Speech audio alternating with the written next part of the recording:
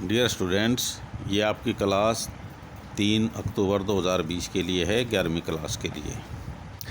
इसमें हम micro economics से संबंधित कुछ टर्म्स पढ़ेंगे और क्योंकि कुछ तो पहली क्लास में आपको बताया जा चुका है। सबसे पहले माइक्रो इकोनॉमिक्स यानी व्यष्टि अर्थशास्त्र क्या है।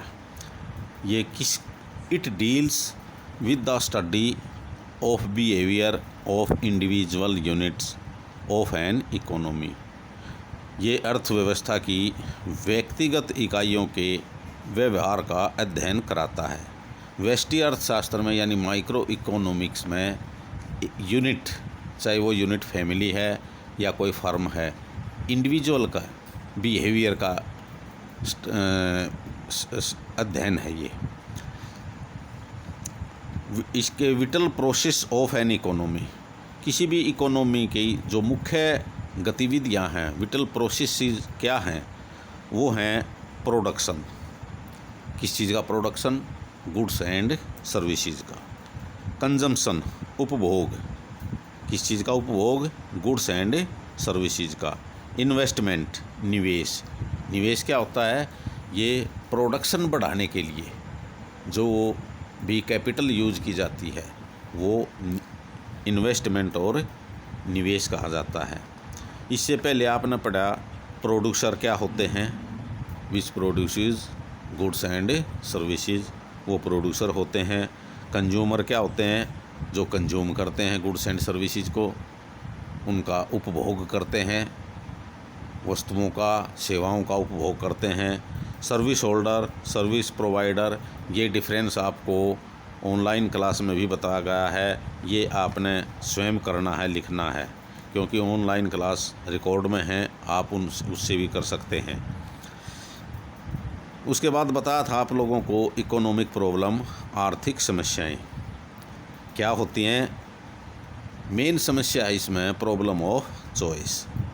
इकोनॉमी, किसी भी इकोनॉमी की जो मेन प्रॉब्लम है वो है प्रॉब्लम ऑफ चॉइस, चयन की समस्या।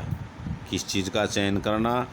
Resources are limited and their uses are unlimited and their alternate uses. जो भी रिसोर्सेज होते हैं वो लिमिटेड होते हैं, सीमित होते हैं, लेकिन मनुष्य की आवश्यकताएं हैं जो वो अनलिमिटेड होती हैं, असीमित होती हैं, बहुत सारी होती हैं। और दूसरी बात एक और होती है, इन रिसोर्सेज का अल्टरनेट यूज भी होता है, वैकल्पिक उपयोग भी होता है। अब अल्टरनेट यूजेज क्या, इसका मतलब क्या है, ये बात कुछ बच्चे समझ नहीं पाए होंगे।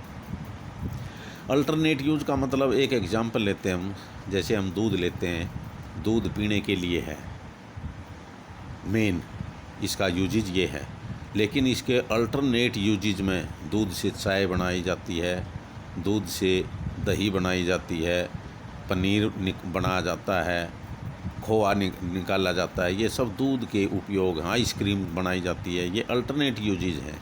इसलिए मेन उपयोग से, मेन जो यूजेज है उसके अलावा और दूसरी जगह कहाँ कहाँ पर उसका उपयोग किया जाता है, वो अल्टरनेट यूजेज होते हैं।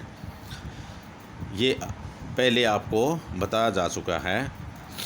उसके बाद एक टर्म आती है अपॉर्चुनिटी कॉस्ट। अपॉर्चुनिटी कॉस्ट क्या होती है?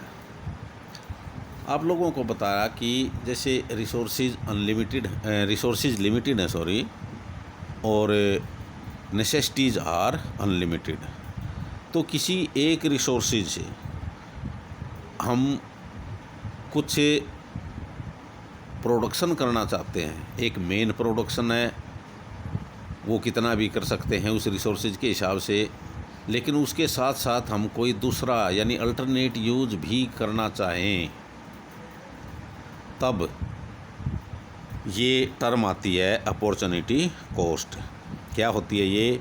It is the value of best sacrificed alternate, यानी त्यागे गए सर्वश्रेष्ठ विकल्प का मूल्य अपॉर्चुनिटी कॉस्ट होता है, अवसर लागत होता है।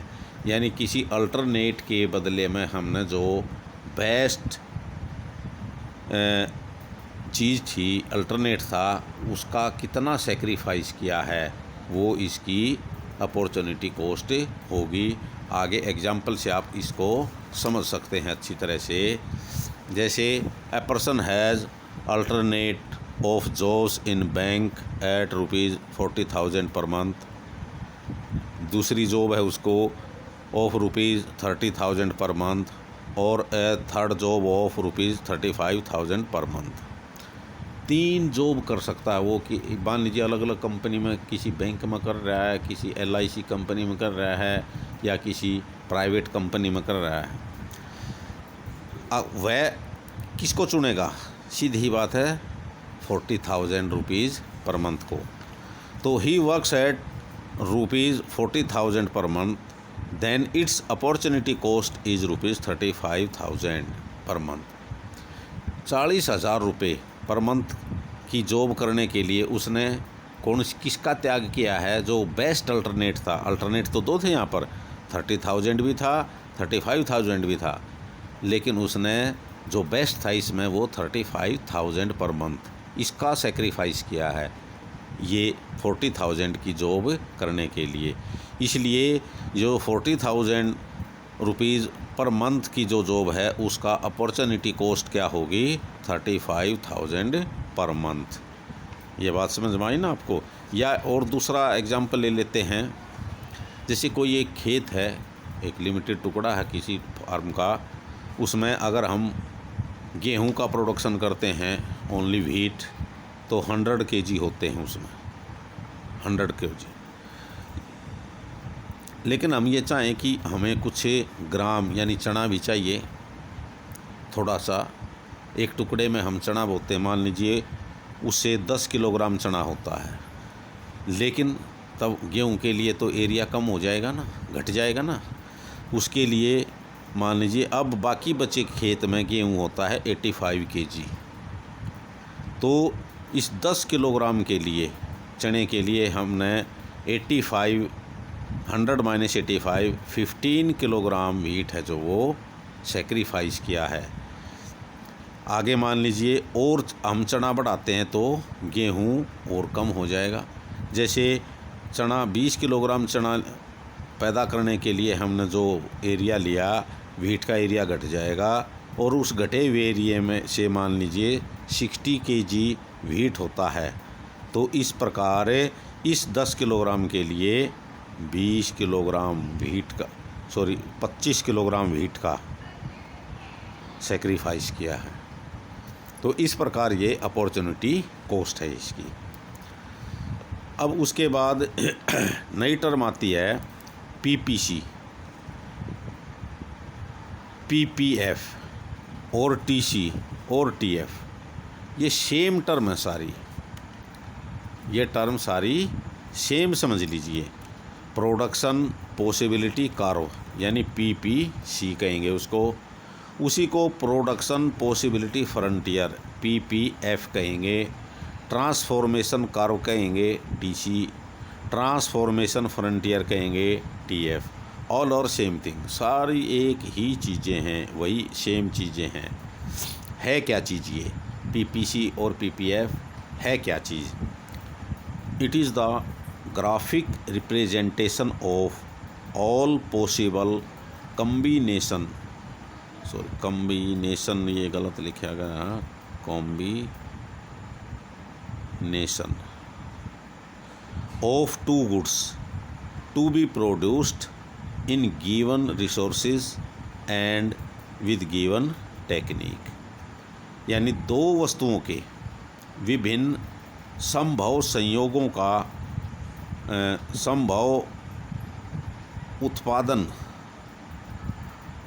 संयोगों का बिंदुपथ जो दिए गए संसाधनों व तकनीक द्वारा उत्पादित किए जा सकते हैं। ये डेफिनेशन है। इसके बाद आप इसको अच्छी तरह समझ लेंगे, आगे जो बताया जाएगा, आगे इलस्ट्रेट किया जाएगा इसको।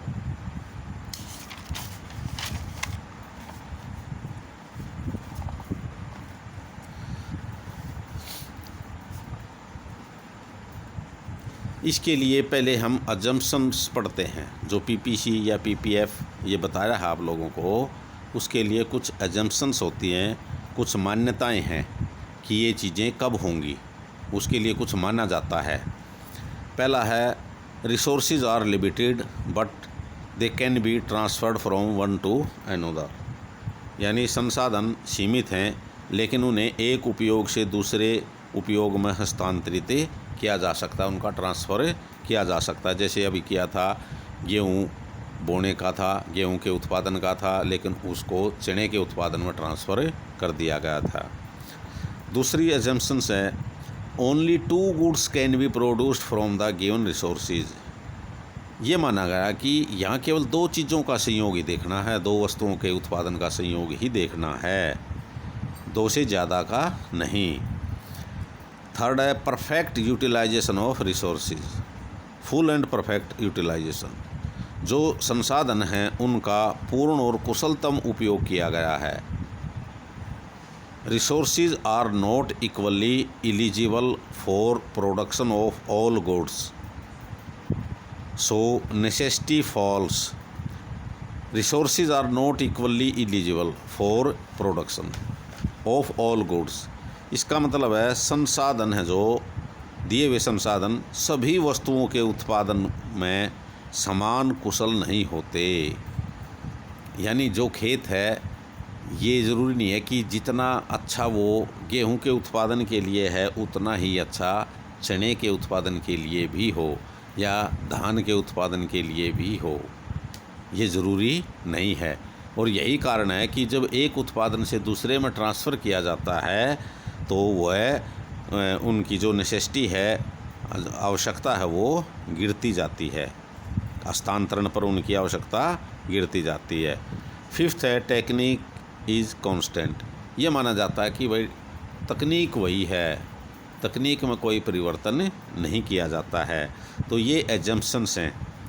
इन एजम्पशन एक एग्जाम्पल लेते हैं हम यहाँ पर इसको समझाने के लिए। पीपीसी को PP table, production possibility table, इसमें पॉसिबिलिटी जो बताया था कि combination of all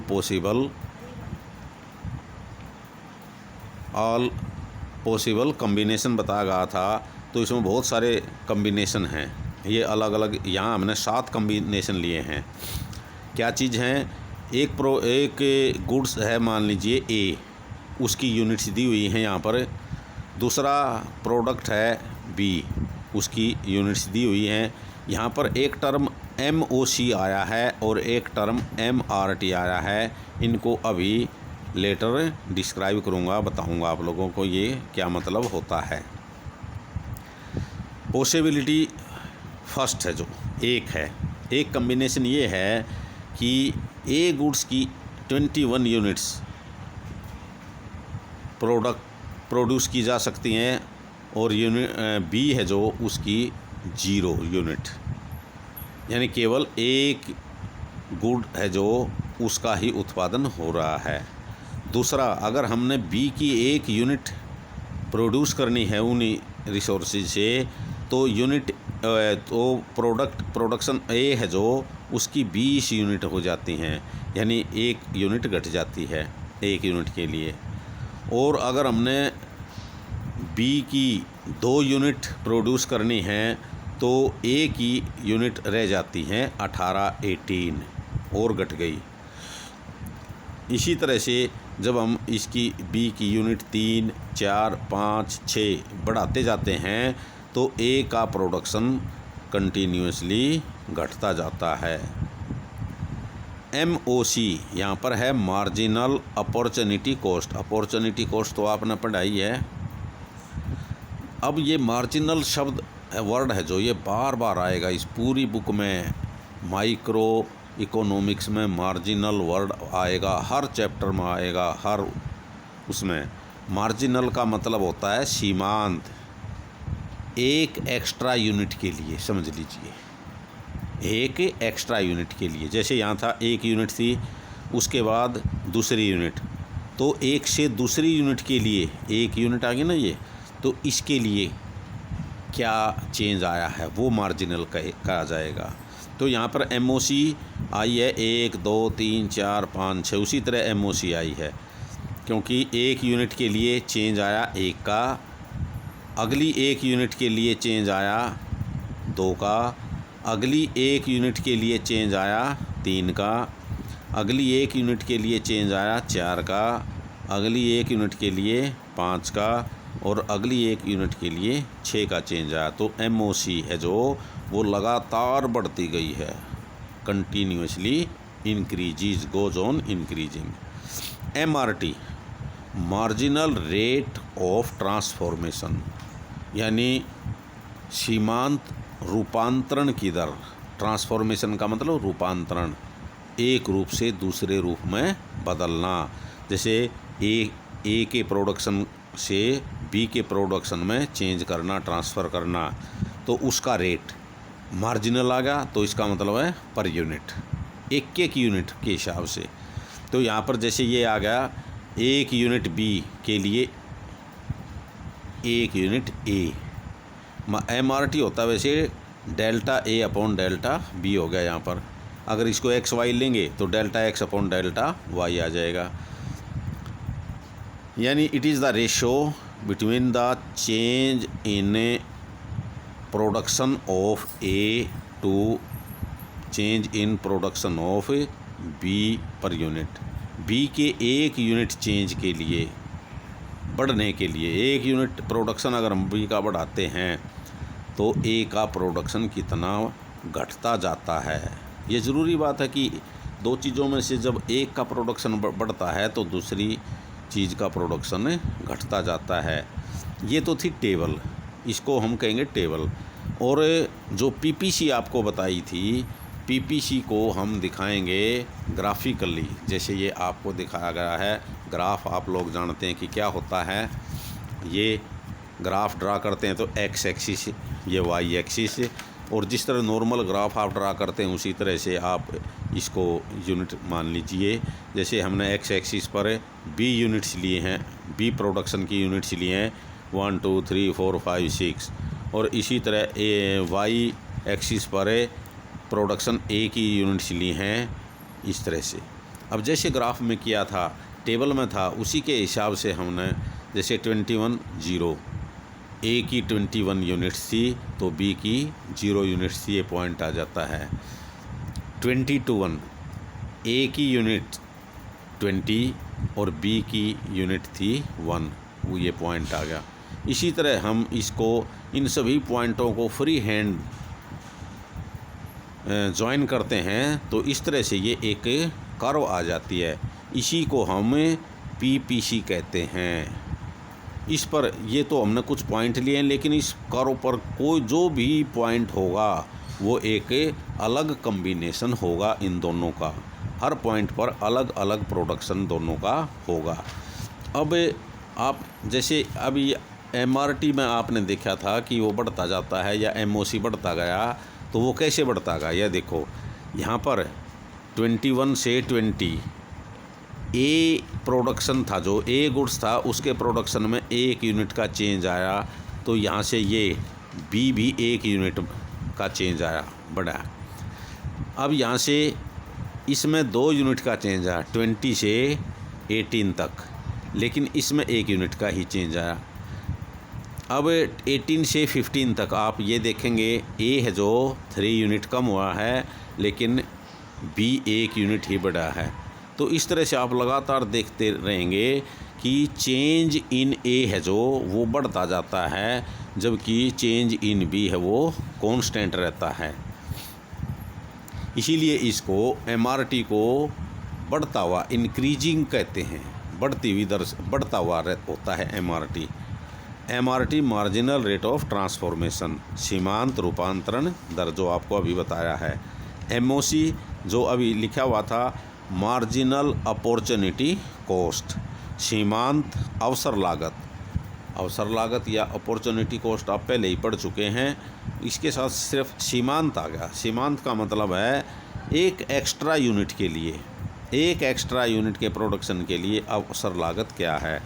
it is the number of units of one production sacrificed to get 1 unit of another. किसी उत्पादन की एक अतिरिक्त इकाई प्राप्त करने के लिए पहले उत्पादन की कितनी इकाइयों का सेक्रीफाइस किया गया है, वो सीमांत अवसर लागत और मार्जिनल अपॉर्चुनिटी कॉस्ट होता है। ये आप लोगों ने करना है, अच्छी तरह से समझ लेना है। जो चीज़ समझ नहीं आए उसको पूछ लेना है। व्हाट्सएप पर भी आप स्कूल में भी कांटेक्ट कर सकते हैं, आ सकते हैं। Thank you.